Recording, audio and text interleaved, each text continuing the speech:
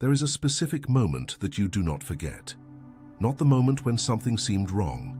That came before, and you tried to explain it another way, tried to find a more generous reading, tried to believe you were being unfair. The moment that is not forgotten is the subsequent one, when what you felt was confirmed, when the pieces fit together in a way that left no more room for alternative interpretation, when you knew with the uncomfortable clarity that only evidence produces, that what seemed like exaggerated intuition was, in fact, precise perception of something real. This moment has a quality different from any other pain, because it comes with two simultaneous currents pulling in opposite directions, the relief of not having been insane and the devastation of having been right. The relief that your perception worked, and the cost of confirming that the betrayal was real, that it was intentional, that it was constructed by someone you had chosen to trust. This video exists for what comes after that moment, for the period in which you are processing what was revealed and trying to understand what to do with this information, and what the biblical tradition has to say about schemes constructed against people in spiritual alignment will surprise you. Not for the comfort it offers, but for the precision with which it describes the mechanism of reversal that operates in situations like this. Stay until the end, because the last section of this video will show you the only posture that produces the right result while the reversal unfolds. And it is a posture that goes against everything the instinct of self-preservation wants to do in this moment. If you haven't subscribed to this channel yet, do so before continuing. What we are building here, episode by episode, is a language of spiritual maturity for those inside situations that do not yet have a simple resolution. Let us begin with what happens inside you when a betrayal is confirmed. Researchers from PUCRS, in a study on the emotional processing of betrayal in relationships of trust, identified what they called confirmation dissonance, a specific state that emerges not at the moment of suspicion, but at the moment of verification. Attention, you need to prepare now. I put together an exclusive resource for those who feel set apart for something greater, but live surrounded by noise, distractions, and mental overload. This is a 30-day journey that will transform your life, a guided path to armor your mind and prepare for what's coming, with daily practices of focus, boundaries, and discipline. Stop negotiating with the noise. Learn to spot distractions before they control you and strengthen your mind. Also available in an immersive audio version. Over 10,000 readers have already transformed their lives through the 30-day journey. Thousands of people have already started this transformation. People like you who were tired of living in the fog, ordinary people who decided to stop accepting mental chaos. Take advantage of this limited time offer only this month. Access your link just below in the pinned comment. Suspicion activates the alert system and coexists with the possibility of being wrong. Confirmation closes that possibility, and the system must simultaneously process two states that do not usually coexist: the cognitive relief of restored coherence and the emotional grief for the loss of a version of reality that was preferable to the true one. In direct language, a part of you preferred to be wrong, and now it can no longer be. And the processing of this loss, the loss not only of trust in the person, but of the safer version of reality you inhabited before knowing, is the work that this moment demands. But there is something that research also identified, and which is essential for what comes next. The intuition you discarded was not dysfunction, it was data. The Institute of Noetic Sciences, in research on non-conscious cognition and decision-making, documented that human beings process social information, micro-expressions, inconsistencies in behavior, language patterns, long before these data reach verbal consciousness. The discomfort you felt before being able to name what was wrong was not anxiety without cause. It was the fastest processing system you possess, delivering a signal that the slower system, that of conscious analysis, had not yet finished verifying. You were not paranoid, you were perceiving. And the spiritual tradition has a word for this type of perception that operates before conscious argument. In biblical Hebrew, ayemvana, emuna, usually translated as faith, But the root of this term is not intellectual belief. Emunah comes from aman, firmness, structural solidity, that which does not yield under pressure. It is the same root as amen, the declaration that something is stable enough to be supported. Emunah is the fidelity that remains even when the environment contradicts what it perceives. It is what kept you uncomfortable when everything around seemed normal. It is what did not let you completely convince yourself that you were wrong, even when you tried. Your emunah worked, and now you are dealing with what it always knew, like this video now. Because what I am going to show next about the biblical mechanism of the reversal of schemes is the most precise territory of this entire conversation. There is a pattern that appears so many times in biblical literature that it cannot be an accident. It appears in the Psalms, in Proverbs, in the historical books, in the apostolic letters, and it always describes the same dynamic. The scheme constructed against the righteous turns against the one who constructed it. Psalm 7 uses an image that is almost disconcertingly concrete. The adversary opened a pit, dug it deep, and fell into the pit he made. Psalm 57 repeats the structure. They set a net for my steps, and I almost fell, but they themselves fell into it. Proverbs 26 makes the same statement in the form of a principle. Whoever digs a pit will fall into it, and whoever rolls a stone upon it will be crushed by it. This is not just poetry. It is the description of a mechanism. And to understand why this mechanism operates, we need to enter the logic of what a scheme against a spiritually aligned person requires and what that requirement inevitably produces. A scheme requires investment, time, energy, attention, relational resources. It requires the person who constructs it to divert capacity that could be used for their own growth and direct it toward the containment of another person. It is an investment that only makes sense if the underlying premise is true, that the growth of the other person represents a real threat to the schemer. And this premise, that you are a threat to be contained, is in itself a recognition that you are growing in a direction they cannot follow. The scheme is, paradoxically, a certificate of your relevance. No one mounts an elaborate operation against someone irrelevant, but there is something deeper than that.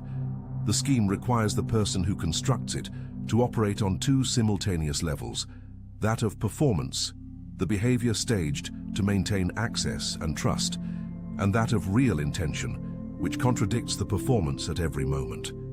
Maintaining this internal division is cognitively costly. Researchers from Cambridge, in research on cognitive load and sustained deceptive behavior, documented that the maintenance of a persona contradicting real intention over time produces progressive degradation of decision-making capacity. The schemer begins to make mistakes they would not make in a state of integrity, because part of their cognitive capacity is permanently occupied managing the internal contradiction. In other terms, the scheme corrodes the one who constructs it, and the accumulated wear of this corrosion is part of the collapse mechanism. Write the word sovereign here in the comments, because what is unfolding is not out of control. It is under a sovereignty that operates with a precision you cannot see completely from the inside, but which the history of those who came before you confirms with consistency. Now I need to tell you about Ahithophel. Ahithophel was the most respected counselor in David's court. The text of 2 Samuel makes a statement that has no parallel in the entire biblical historical narrative. The counsel of Ahithophel, which he gave in those days, was as if one consulted the oracle of God. His reputation was one of absolute wisdom, of infallible counsel, of strategic perception that did not err. And then came the betrayal of Absalom, David's son, who orchestrated a coup to take the throne from his own father. And Ahithophel, the king's trusted man, the one who had access to the innermost chamber of David's thought, went with Absalom. He took with him not only loyalty, but the strategic knowledge accumulated over years within David's circle. All the vulnerability, all the possible movements, all the mapping of how David thought, where he would take refuge, how he would react. From a human point of view, Ahithophel was the most lethal asset Absalom's conspiracy could have. With him, the plan against David had the sharpest intelligence available. Without him, the plan depended on ordinary counselors. And then something happened that the text records with disturbing precision. Ahithophel gave his counsel, strategic, surgical, correct from a tactical point of view. and Hushai, who was faithful to David and had infiltrated Absalom's court to be David's eyes, gave an alternative counsel. A counsel that seemed grander, more dramatic, more impressive, but which was strategically inferior to Ahithophel's. And Absalom chose Hushai's counsel. The text records, because the Lord had determined to frustrate the good counsel of Ahithophel in order to bring evil upon Absalom. The man whose wisdom was compared to the oracle of God had his counsel discarded at the moment he most needed it to be accepted. Not because the counsel was bad, because there was a force operating above the logic of the scheme that guided Absalom's choice away from the option that would work. Ahithophel perceived what had happened. The text says he saddled his donkey, went to his city, set his house in order, and hanged himself. He understood, with the clarity that his own wisdom gave him, that the failure of his counsel meant the failure of the scheme, and that the failure of the scheme meant there was a force beyond human calculation operating in favor of David. The most intelligent schemer in the history of Israel, with the greatest strategic access possible, saw his plan dismantled not by a superior counter-strategy from David, but by an interference that operated above the level of the game he had mastered his entire life. The Greek of the New Testament has a word for what happens to the instrument that was prepared to destroy and turns against the one who prepared it. Scandalon, scandalon. Often translated as stumbling block or offense, the scandalon was originally the mechanism of a trap, the small piece that, when touched, triggered the device that captured the animal. And the New Testament uses this word in a specific way. The scandalon that was set for the path of the righteous is the same scandalon that captures the foot of the one who set it. The trap captures its own craftsman. Now the second character that needs to be mentioned in this video. And this one is the most precise of all for the moment you are living. Haman was the most powerful man in the Persian Empire after King Ahasuerus. He had access, he had resources, he had the absolute trust of the sovereign, and he developed a specific, articulated operational hatred for Mordecai, a man who refused to bow before him. The text is clear. Haman disdained to lay hands on Mordecai alone. He sought to destroy all of Mordecai's people throughout the kingdom of Ahasuerus. What began as personal resentment expanded into a project of elimination on an imperial scale. Haman built a gallows, literally, an execution instrument 75 feet high, visible from distant points of the city, specifically to hang Mordecai. He went to the king to request authorization to kill Mordecai even before the king knew what had happened. The scheme was in the execution phase. The gallows was ready. The date was set. And then the king had a night of insomnia, a night that the text does not explain, a night in which he could not sleep, and asked that the court records be read to him. And the records that were read were exactly those documenting a service Mordecai had rendered to the king that had gone unrewarded. And the king that same dawn decided that Mordecai needed to be honored publicly, and who was in the palace at that hour of the morning, awaiting the audience to ask for Mordecai's death? Haman. The text has an irony that borders on the absurd. The king calls Haman, the man who came to ask for Mordecai's execution, and asks him what should be done for a man whom the king desires to honor. And Haman, assuming the king referred to himself, designs the grandest protocol of public honor he can imagine. And then the king says, "Go and do all this to Mordecai the Jew." Haman personally led Mordecai's parade of honor through the streets of the city he had chosen for his public murder. The instrument of planned humiliation transformed into the instrument of the target's exaltation. And the gallows Haman had ordered, built for Mordecai, was the gallows on which Haman was executed. The scandalon captured the craftsman. But notice what did not happen in this story. Mordecai did not know the full scheme while it unfolded. Esther did not have access to all of Haman's movements. The turnaround was not produced by a counter-strategy of theirs. It was produced by a night of insomnia of a king who decided to listen to old records. The reversal operated at a level that was above the access of all parties involved. Activate the bell here on the channel, because the next episode will enter the territory of what happens after the reversal, when exaltation arrives, and you need specific wisdom not to lose in the period of honor what was built in the period of adversity. Now I need to give you something that is harder than the story of Haman and more demanding than the story of Ahithophel. There is a Hebrew word that captures the posture necessary during the period in which the reversal is unfolding, but is not yet completely visible. Shamar, shamar. To guard, to watch, to preserve. It is the word used in Psalm 121. The Lord is your keeper. The Lord is your shade at your right hand. The divine shamar is active, not passive. It is not indifference to what happens, but constant vigilance over what is being preserved. But shamar is also the verb that describes what the watchman of Israel does. He does not sleep. He does not slumber. It is a watching that has no interval. And tradition uses shamar to describe the believer's posture during the period of reversal. Not inactivity, but vigilance. Not passivity, but guarding. The guarding of one's own reactions, of one's own words, of one's own choices, while the process is still underway. Because here is what the story of Ahithophel and Haman does not tell explicitly, but which the wisdom of those who have read these stories many times knows. The reversal can be interrupted by the precipitate reaction of the one being protected. Researchers from the Institute of Noetic Sciences, in research on decision-making in contexts of perceived threat, identified what they called the reactive vulnerability window, the period between the confirmation of a threat and its resolution, during which the threatened person is most likely to make decisions that compromise their own recovery process. The confirmation of betrayal activates the defense system with maximum urgency, and the defense system, when operating with maximum urgency, frequently produces actions that amplify the conflict, reposition the victim as the aggressor, or destroy evidence and relationships that would be relevant to the resolution. In biblical language, David, when he fled from Absalom, could have returned to destroy his son before the coup was complete. He had military loyalists who followed him. He had capacity, and there was a moment when Absalom was vulnerable. But David did not return to destroy. He kept moving, kept preserving, kept waiting, and when the battle was fought, it was fought with a specific instruction.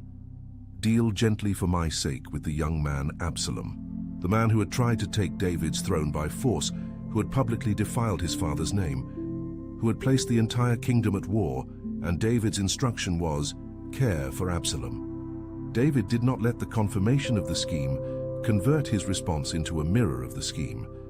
And it is exactly this capacity, not to become what attacked you, not to use the adversary's methods to respond to the adversary, that spiritual maturity protects most vigorously during the period of reversal.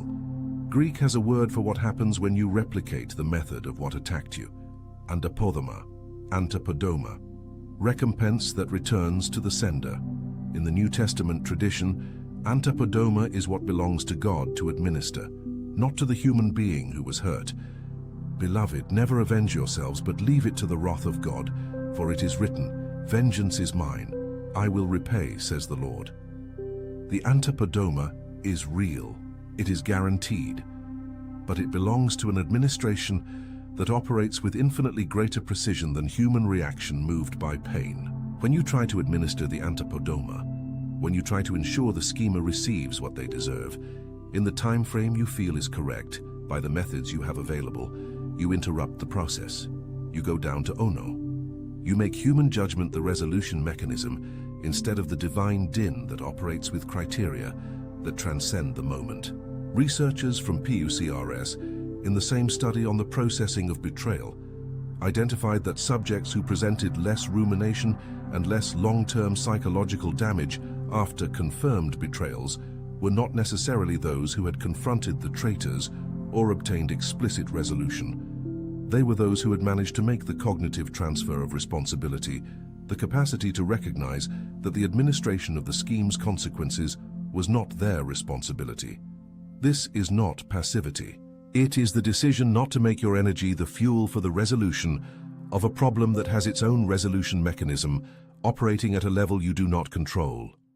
Shamar, guard, preserve, watch, not the resolution, your integrity during the resolution. Now let me give you the 3 specific movements that compose the Shamar in this period. The first is the guarding of what you know against what you feel. You know what was revealed, you have data, but between the data and the reaction, there is a space, and what happens in that space determines what you become in the process. Guarding what you know means not amplifying what was revealed beyond what the data confirm, not building upon the data a narrative that goes beyond them, not expanding what was verified to what was only imagined.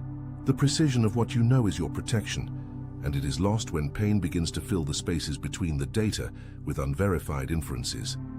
The second movement is the guarding of your words. The moment of confirmation of betrayal is exactly the moment when words say more than you want to say. The urgency to be understood, for someone to validate what happened, for the correct narrative to circulate before the other side's narrative solidifies. This urgency produces words in quantity and quality that you will regret when the urgency diminishes. Haman was executed with the gallows he built. It does not require you to build the gallows. It requires you to guard enough words not to become the argument that weakens your case. The third movement is the guarding of your growth. This is the hardest one, because the revelation of betrayal generates a natural impulse to retract, to close access, to reduce exposure, to return to a level of lesser vulnerability. And there is wisdom in calibrating access, but there is a difference between calibration and total retraction. Total retraction interrupts exactly the growth that the scheme tried to prevent. The objective of the scheme was to contain you. If the revelation of the scheme produces your containment, the scheme was partially successful even in collapse. Shamar, your growth is to continue being who you were becoming before knowing, with added discernment, not with subtracted capacity. Share this video with someone who is in the period of processing after a difficult revelation. Because the language of Shamar, of Antipodoma, of Scandalon that turns back, this language can be the difference between a person who emerges from the process greater and a person who emerges from the process consumed by the reaction to the process. There is something that needs to be said about your intuition before closing. You will go back to the moment when you first felt that something was not right, and you will try to discover why you did not act at that moment, why you waited, why you gave one more chance and another, why the evidence your internal system was offering was not enough for you to move sooner. And the honest answer is, because you are a person who prefers to be wrong than to treat someone unfairly. Because the cost of acting upon a perception that had not yet been verified seemed greater than the cost of awaiting verification. Because your conscience, the same conscience that made you difficult to betray in a superficial way, made you at the same time reluctant to betray someone with an unconfirmed accusation. This is not naivety. It is integrity that has a cost, and the cost is exactly what you are paying now, the longer period of exposure before the revelation. Johns Hopkins, in research on ethical decision-making under conditions of incomplete information, identified that people with higher moral development, those who consistently apply more rigorous criteria before acting on suspicions, experience longer windows of exposure to risk situations before acting, exactly because the rigor that protects them from injustice also delays self-protection. The same character trait. Two faces. You did not fail by not acting sooner. You are being who you are. And who you are is exactly what made you a target worth the effort, and exactly what guarantees that you will emerge from this process with something the schemer will never have access to. The integrity of one who did not replicate the adversary's method, even when they had sufficient reason to try. Ahithophel saw his counsel frustrated and understood there was a force operating above his level. Haman built the most visible gallows in the city and was executed on it. The Scandalon captured the craftsman. The Antipodoma returned to the sender. And in neither case was it necessary for the victim to administer the resolution. The Shamar of God over what belongs to him does not sleep, does not slumber, does not miss the moment, does not make the mistake your human system would make if you tried to administer the process with the resources you have available now. You do not need to build the gallows. It is already being built by the only craftsman who knows exactly the right size. In the next video on this channel, I will talk about the period that comes after, when honor begins to arrive, when what was built in the dark begins to appear in the light, and about the specific wisdom that this moment demands. Because exaltation has its own traps that are different from those of adversity, and few are prepared for them when they arrive. You have been guarded until now. The Shamar continues. Attention, you need to prepare now. I put together an exclusive resource for those who feel set apart for something greater, but live surrounded by noise, distractions, and mental overload. This is a 30-day journey that will transform your life, a guided path to armor your mind and prepare for what's coming, with daily practices of focus, boundaries, and discipline. Stop negotiating with the noise. Learn to spot distractions before they control you and strengthen your mind. Also available in an immersive audio version. Over 10,000 readers have already transformed their lives through the 30-day journey. Thousands of people have already started this transformation. People like you, who were tired of living in the fog, ordinary people who decided to stop accepting mental chaos. Take advantage of this limited time offer only this month. Access your link just below in the pinned comment.